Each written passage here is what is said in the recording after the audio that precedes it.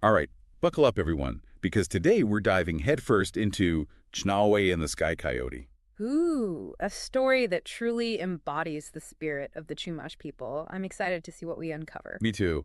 And what I find so captivating about this story is how it blends those ancient myths and legends with a really gripping narrative. We're talking about the first few chapters, digging into the characters and getting a feel for this world. Right, and it's a world that immediately draws you in. Even though it's a fictional story, the novel beautifully captures the essence of Chumash beliefs. Their connection with nature, their reverence for celestial bodies, their oral storytelling tradition, it's all there. Exactly. And that shines through right from the get-go. I mean, the opening lines alone echo the Chumash creation story. You really get a sense that the author wants us to experience this world through a Chumash lens. It's like stepping into a different way of seeing, where the physical and spiritual realms are intertwined. It's like the veil between those worlds is almost transparent. Precisely. And speaking of unique perspectives, let's talk about our main character, Chnawaway. Ah, Chnawaway. Now there's a name that just begs you to learn more. And his name, it translates to discoverer of profound mysteries. Almost feels like a bit of foreshadowing, wouldn't you say? Right. It's like we're being told right from the start that this young man is destined for something extraordinary. And this destiny, it seems, is closely tied to his rather unique ability. You mean his visions? Exactly. He has this innate connection to the spirit world, experiencing vivid visions that most could only dream of. And it's not just a plot device, right? This idea of certain individuals possessing this gift, acting as a bridge between worlds, it's deeply rooted in Chumash beliefs. Absolutely. They believed these individuals held a special place within the community, offering guidance and interpreting messages from the spirit world. But let's not forget about the other players in this unfolding drama. Every good story needs a supporting cast, and this one doesn't disappoint. Oh, for sure. We've got a pretty interesting bunch. First, we have Chanway's grandfather, the wise elder. You can almost picture him, can't you? Eyes full of wisdom, years spent studying the stars and their stories. He's the keeper of ancient knowledge, a mentor guiding Chnawaway towards his true calling. It's a classic archetype, but it works so well here, especially within the context of Chumash traditions. Then we have Tyan, the chief's daughter. And her name, it means new beginning. How fitting! It's almost as if her very essence embodies the promise of change and growth. And that first encounter between Tayen and Chnawaway, sparks fly. You can just feel that connection, can't you? It runs deep, like there's a shared understanding that goes beyond words. It's a classic tale as old as time. Young love caught in a whirlwind of ancient mysteries. Don't forget Shakoba, Chnawaway's ever-loyal and, dare I say, slightly mischievous cousin. He brings a nice touch of lightheartedness to the story. A welcome counterpoint to the more serious elements. But you know what truly sets the story apart for me? What's that? It's how naturally and authentically it incorporates Chumash beliefs. We're not just talking about a few cultural details sprinkled in for flavor. These beliefs are woven into the very fabric of the narrative. It's like they're the air the characters breathe, shaping their every action and decision. Precisely.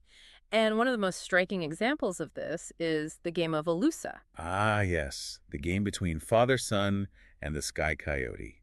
The fate of the Chumash people hanging in the balance with every roll of the dice, so to speak. It's a brilliant way of illustrating how the Chumash people didn't just believe in the power of these celestial beings, they saw their influence in every aspect of their lives. And this is where things take a turn for our hero, Chnawaway. Remember how he's been having these vivid visions? The ones most people would dismiss as just a dream. Exactly. Well, he has one, a particularly strange one that really sticks with him. It's the Sky Coyote. The ultimate trickster. Right. And this vision, this memory of the Sky Coyote, it resurfaces while he's out on a hunt. That's how these things often happen, don't they? When you least expect it. Out of the blue. So he's drawn to this rock formation, almost like he's compelled to go there. And it resembles the Sky Coyote. Can you imagine? Talk about a sign, like the universe is hitting you over the head with a message. And if that wasn't enough, he's about to get a whole lot more than a sign. Let me guess. The rock formation springs to life. Well, not exactly, but close. He's standing there in front of this imposing rock, and suddenly, out of nowhere, there's a whirlwind. Hold on, this is getting good. And a voice, deep and powerful, booms from the heart of the rock. The Sky Coyote? You've got to be kidding. Nope. The Sky Coyote. In the flesh, or at least some form of it. And he's got a message for Chnawaway. A big one. I bet. Something about father-son, perhaps. You know it. The Sky Coyote tells Chnawaway that father-son has been rigging the game of Aluza for years, making sure the Chumash people always prospered. Hold on, rigging the game. I thought that was the whole point, to see what fate had in store. That's what everyone believed.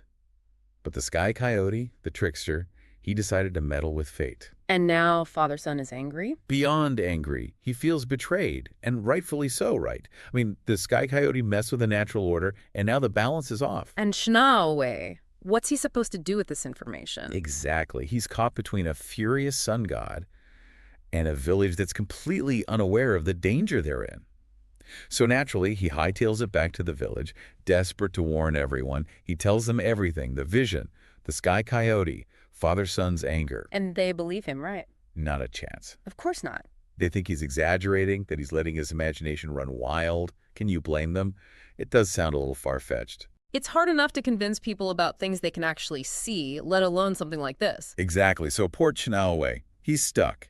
He knows the truth, but nobody believes him. Except, of course, Tayan. She is not just a pretty face. No way. Tayan, she trusts Chnawaway. She believes in him. But even her support isn't enough to convince everyone else. I need proof. Big-time proof. And guess what? The Sky Coyote, being the all-knowing being that he is, knows they need a sign, something undeniable. Uh-oh, this can't be good. That night, the sky, it erupts. A fiery spectacle that no one has ever seen before. What are you saying? Like a meteor shower? It was like the stars themselves were dancing. Yeah. A cosmic display of fireworks that left everyone in awe and terror. That was their proof. The elders, they finally understood that Chnawaway was telling the truth. And now the panic sets in. So the tribe is freaking out, right? They're facing this huge cosmic threat, and it's all too real now. Talk about a wake-up call, huh? Suddenly those ancient stories don't seem so ancient anymore. Exactly. So what do? They turn to the Alchaclash, their spiritual leader. He's the go-to guy when it comes to all things mystical. Makes sense. When you're dealing with an angry sun god, you want someone who knows how to handle that kind of heat. Right. So the Alchaclash, he says they need to hold a special ceremony, an Eshintana. It's a big deal, a way to appease the spirits. And a whole lot of pressure to get it right. Oh, absolutely. Yeah. But here's the thing. Chnawaway, he's been wrestling with this, and he doesn't think the usual ceremony is going to cut it this time. Yeah. He remembers that vision he had, the one with the eagle. The eagle that led him to... What was it? To a hidden truth. And it's all starting to click for him now. The eagle, the vision, it wasn't random. It was pointing him towards a solution. Okay, I'm intrigued. What's the solution? He remembers seeing a different ritual in his vision. It involves circles, fire pits, and chanting. Chanting? Like singing? Yes, but not just any chanting. This was powerful stuff, and it was mostly women doing the chanting. Interesting. Because the Chumash, they believed that certain sounds, certain rhythms could influence the spirit world. You got it. And that's where Tayan comes in.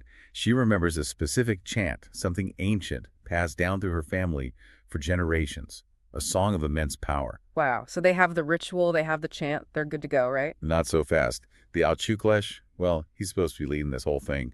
And convincing him to let Chnawaway take charge, that's going to be a tough sell. Yeah, you can't just sideline the spiritual leader, especially when dealing with something this important. Exactly.